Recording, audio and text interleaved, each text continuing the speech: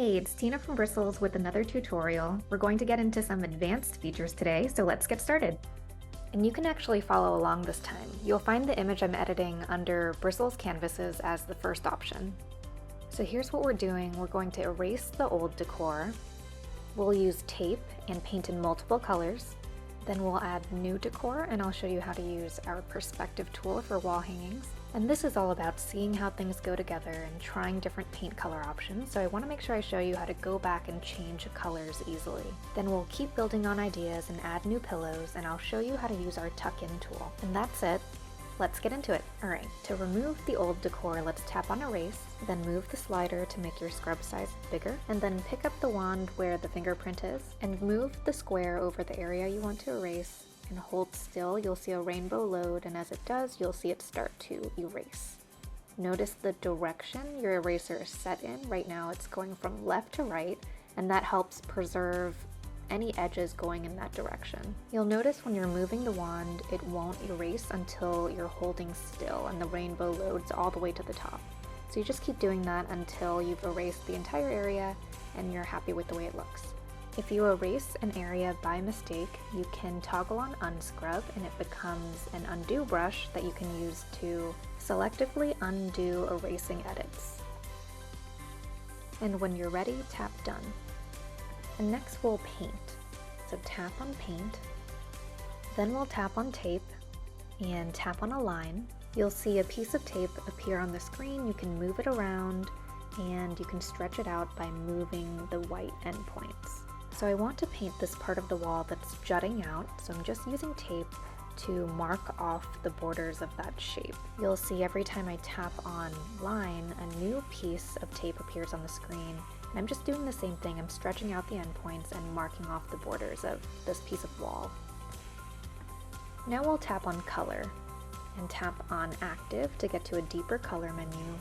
Then tap from photo and you can choose any photo from your photo library, like a screenshot of paint colors. That's what I'm doing here, and I'm using the color dropper to select the exact color I want to try. Now you'll see the active color change to the color you selected, and we can go back to brush mode and start painting. Pick up the brush and you'll see when you're actively painting, your tape will appear, and when the rainbow loads to the top, paint will start flowing out. And it's going to be in a lighter color at first. When you release the brush, it will set with the actual paint color. Now let's say you wanted to paint the bench in the same color. We're going to go back to tape and tap select. Then we'll tap on the pin of the piece of tape we want to edit and tap edit. Now that piece of tape becomes editable again, and we're just going to shorten it. Now we want to include the bench area and tape that off. And then same as before, keep adding new pieces of tape to line the borders of the bench area. And then go back to brush and paint it. And then we want to paint the wall behind the seating area a different color, so to do that we need a new layer of paint. Under layer, tap on new layer, and you'll be prompted to choose a color. Going with a bright yellow, and same as before, I'm taping off the area I want to paint, so moving one piece of tape over a bit, and then adding two new pieces of tape. Then I'm going in with the brush to paint the new area that I taped off, and I'm being careful to avoid the pillows. To help me paint that area I couldn't tape off, I'm turning edgeguard on, and then I'm going back over that area with the brush. And you'll see edgeguard is helping me avoid these tough edges that were difficult to tape off. If you find your brush is getting caught on textures and areas where you want to paint, make sure you turn edgeguard off. If you need to go back and correct any mistakes, you can always toggle on unscrub, which will turn your paintbrush into a paint eraser.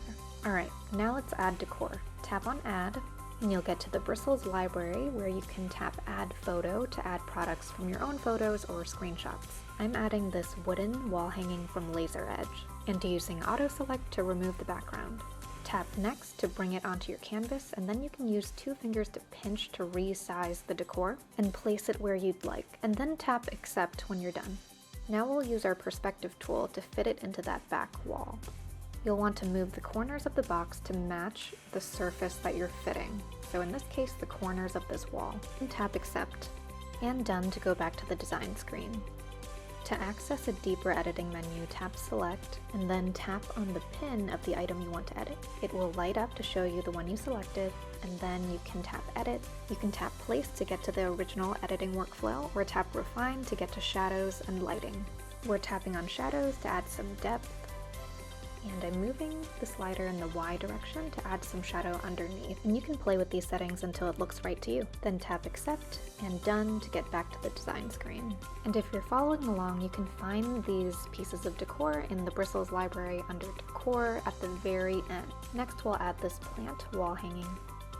Pinch to resize, and then we're going to go into that deeper Refine menu to bring down the brightness on this object to match the indoor lighting in this room better. And as you're seeing how everything goes together, you might want to go back and update the paint colors again. To do that, tap on Paint, and then Layer. You'll be prompted to tap on the layer you want to edit, and the layer you tap on will light up to show you this is the active layer. And then you can go to Color and choose a color just like we did before. Use the color dropper to select the color you want, tap Accept, then Done, and the entire layer you selected will be updated with that color. And then repeat those same steps as needed to keep changing colors and trying new options. And notice when you do change a color, there's a small color menu on the paint screen, and those colors will be updated to your most recent selections. To change the other layer, go back to Layer and select it, and then do the same thing, go back to Color and select a new color. And keep going until you're happy with your color choices. And then we'll keep building on ideas. We'll add new pillows, so I'm going in the Bristles library and choosing an option. Resizing, rotating. And then I want to add another, so I'm going back to the library again, selecting another option. And I want the pillow to sit underneath the pillow on the end, so we're using our tuck-in tool. It's a brush, and you can think of it as a tool to help you bring pieces of your canvas back over anything you add. So I toggled edge guard off, and I made the scrub size a little bigger. Then I'm going in with the brush and just brushing that pillow underneath back on top. And then I brushed away a little bit too much, so I'm toggling on erase just to undo that part. And that looks good to me, so I am tapping Accept and Done, and that brings me back to the design screen. You can keep building on ideas, or you can tap Share to save your mockup to your photo library, message it to a client, or share on social media. Thanks for watching. I hope this was helpful.